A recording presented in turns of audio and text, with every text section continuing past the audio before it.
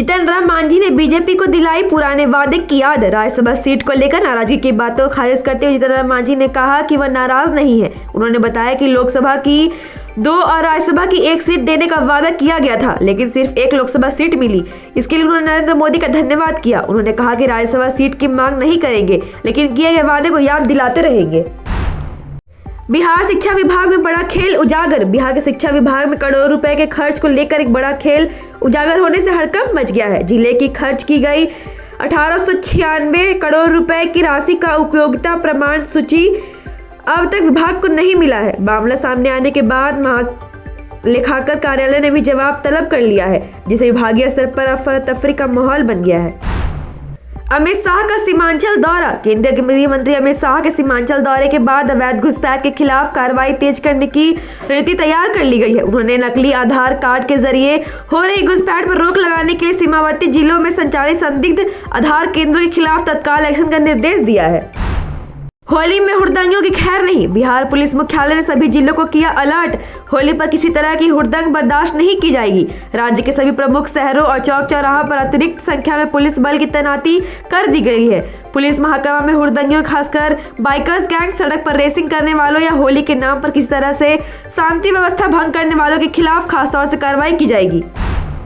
तेज प्रताप की जेजेडी लड़ेगी एमएलसी चुनाव। बिहार की राजनीति में नई हलचल पैदा करने जनशक्ति जनता दल के प्रमुख तेज प्रताप यादव ने घोषणा की है कि उनकी पार्टी बिहार विधान परिषद की आगामी सीटों पर चुनाव लड़ेगी। शनिवार को वैशाली में पत्रकारों से बातचीत करते हुए उन्होंने कहा, हाँ, हमारी पार्टी आगामी चुनाव में कुछ एमएलसी सीटों पर चुनाव लड़ेगी।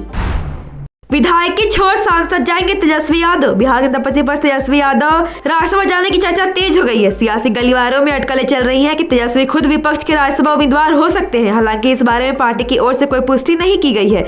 दूसरी ओर राज्यसभा चुनाव में उम्मीदवार खड़ा करने के लिए आज जेडीयू सुप्रीमो लालू प्रसाद यादव ने रविवार को अहम बैठक बुलाई है। बिहार में होली से पहले फैला बर्ड फ्लू। बिहार में होली से पहले बर्ड फ्लू की दस्तक से चिंता बढ़ गई है। पटना जू को 7 मार्च तक के लिए बंद कर दिया गया है। सभी जिलों में भी अलर्ट जारी कर दिया गया है। पटना समेत कई शहरों में बर्ड फ्लू की पुष्टि के बाद राज्य भर में सतर्कता बरतने के निर्देश दिए गए हैं।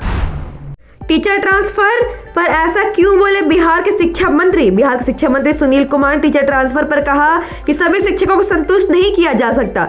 बिहार विधानमंडल के बजट सत्र के आखिरी दिन शुक्रवार को उन्होंने सदन में यह बात कही। मंत्री की जानकारी दी कि अब तक राज्य के लगभग 2.5 लाख शिक्षकों का तबादला हो चुका है।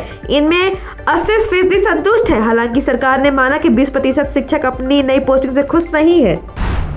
झारखंड निकाय चुनाव 2026 में बीजेपी को बढ़त। झारखंड में 48 नगर निकाय चुनाव के परिणाम आते ही सियासी तस्वीर साफ हो गई है। हालांकि निकाय चुनाव दलीय नहीं हुए थे, पर पार्टियों ने प्रत्याशियों को समर्थन दिया था। शुक्रवार को जारी प्रमाण के अनुसार भाजपा समर्थित 12 प्रत्याशियों ने जीत हासिल की है। वहीं झामुमो समर्थित 6 प्रत्याशियों ने जीत हासिल की है।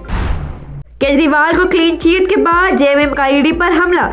झारखंड मुक्ति मोर्चा ने प्रवर्तन निदेशालय पर तीखा हमला बोलते हुए हेमंत सोरेन के खिलाफ मनी लॉन्ड्रिंग मामले में पेश किए गए सबूतों को राजनीतिक साजिश करार दिया है। यह बयान केजरीवाल को क्लीन चिट मिलने के बाद आया, जिससे केंद्रीय एजेंसियों के दुरुपयोग पर बहस छिड़ गई है। Thank you so much for watching this video. Don't forget to like, comment, share, and subscribe.